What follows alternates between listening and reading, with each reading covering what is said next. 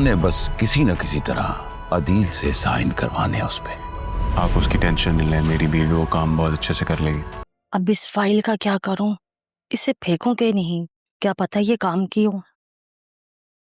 बेगम साहिबा ने लेकिन कहा था कि सारा कमरा खाली कर दूं। क्या करूं इसका? मुझे तो ये काम की लग रही है। खालदा, जी बेगम साहिबा। कल अदील आ जाएगा। तुमने राहा और तारा का सारा सामान घर से निकाल के फेंक दिया है ना? जी बेगम साहिबा, वो सब तो कल ही हो गया था। शुक्र है, अब ये पूरे का पूरा घर अपना लगने लगा है। तुमने भी बहुत काम किया है खालदा, इसलिए ये तुम्हारे। बहुत शुक्रिया बेगम साहिबा। या खुदाया, समझ नहीं आ रहा, बात बात पर पैसे दे रही हैं। पता नहीं क्या चल रहा है। अरे वो फाइल,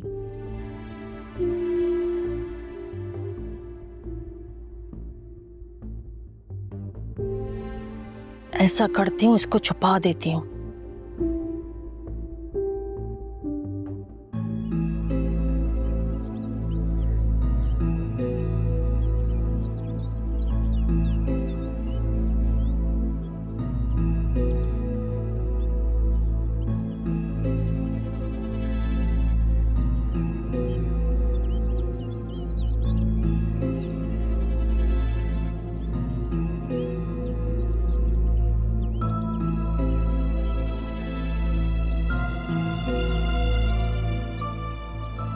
क्या हुआ है? ऐसे क्यों टहल रही है? कुछ नहीं, बस ऐसे ही। अरमान से नाराज हो क्या? नहीं, मैं क्यों अपने बेटे से नाराज होने लगी? मैं जब भी उसे देखती हूँ मुझे सिकंदर की याद आ जाती है। हूबहू सिकंदर जैसा है, वही नैन नक्श, वही अंदाज। बिल्कुल ठीक कह रही हैं आप। जानती हैं, जब छोटा होता था तो अक्सर मुझसे पूछता था कि मेरे अब्बा कैसे दिखते थे, तो मैं यही कहती थी, तुम बिल्कुल अपने बाबा जैसे हो। मैं ये तो नहीं पूछूंगी कि तुम किस बात से खौफज़दा हो, मगर मैं ये जरूर कहूंगी कि अपने दिल से डर निकालकर अरमान पर यकीन करना सीखो, क्योंकि मैंने उसके अंदर यकीन और मलाल दोनों देखा। यकीन अपने सच्चे होने का और मलाल इस बात का कि तुम उस पर यकीन नहीं करती। ये सब आपको कैसे पता चला? जानने के लिए एहसास लफ्जों के मोहताज नहीं होते। ठीक कह रही हैं, लेकिन मुझे अपने बेटे पे पूरा यकीन है। मैं तो बस वक्त के फैसले का इंतजार कर रही हूं कि वो क्या फैसला करता।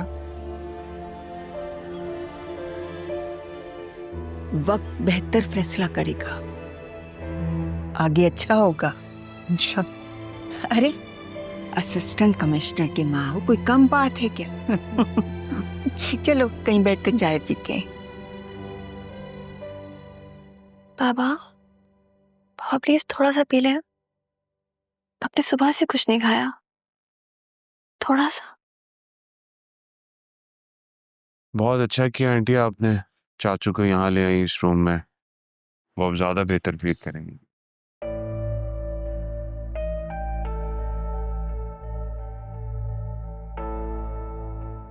ये पूछ रहे हो कि इस रूम में क्यों?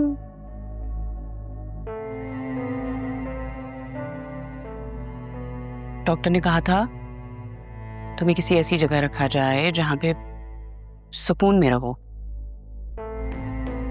मैंने सोचा इस घर में पापा के रूम से हटके कौन सी ऐसी जगह हो सकती है जहां तुम्हें सुकून मिले। अच्छी बात है ना बाबा, अब हम दोनों इसी रूम में बैठकर खूब बातें किया करेंगे, बल्कि ज़रियून भी हमारे साथ बातें किया करेंगे। हाँ बिल्कुल, क्यों नहीं।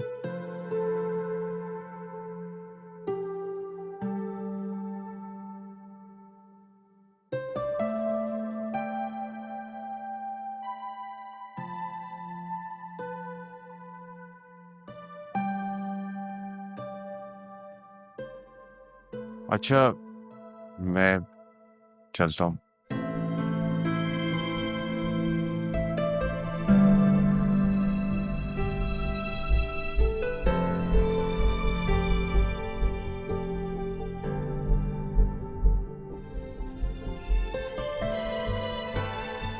क्या कहना चाह रहे हो अदील? मुझे नहीं तुम्हारी बातें समझ में आ रही ठीक से।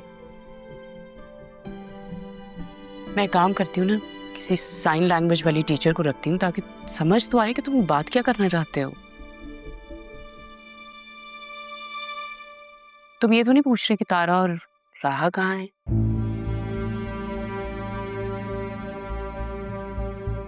तुम हॉस्पिटल में थे इसलिए तुम्हें बताया नहीं, लेकिन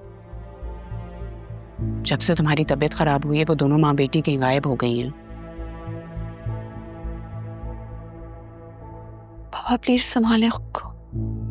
मम्मा सच कह रही है, राहा और फूफू कहाँ गए किसी को कुछ नहीं पता। माना कि राहा की हमसे जितनी भी नाराजगी हो या हमारी उससे, राहा को इस तरह नहीं करना चाहिए था। बहुत डिसअपॉइंटमेंट हुई है हमें उससे। मैं समझ सकती हूँ अदील, तुम्हें बहुत फिक्र हो रही होगी। यकीन करो मैं नहीं जानती, तुम्हारे एक्सीडेंट की वजह से आई वॉज एक्सट्रीमली अपसेट। मुझे नहीं पता ये लोग कहाँ गए हैं। हो सकता है तारा अपने शौहर के पास चली गई हो। भाई उसके शौहर ने डेरा डाला हुआ था बाहर, अब वो भी नहीं है।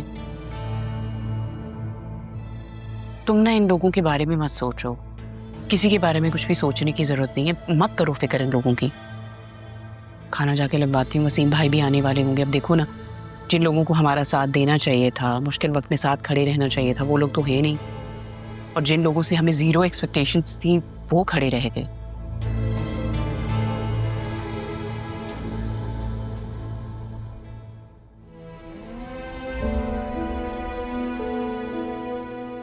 पापा सब ठीक हो जाएगा, आपने हौसले से काम लेना है। पता जान भी कहते थे ना कि वक्त कभी एक सा नहीं रहता, बदलता रहता है। कभी मरहम बन के, कभी अच्छी यादों में ढल के। ये वक्त भी गुजर जाएगा। और आपको पता है, सरीन और वसीम अंकल बहुत अच्छे हैं, मेरा बहुत ख्याल रखते हैं। आपको खुशी हुई ना ये जान के?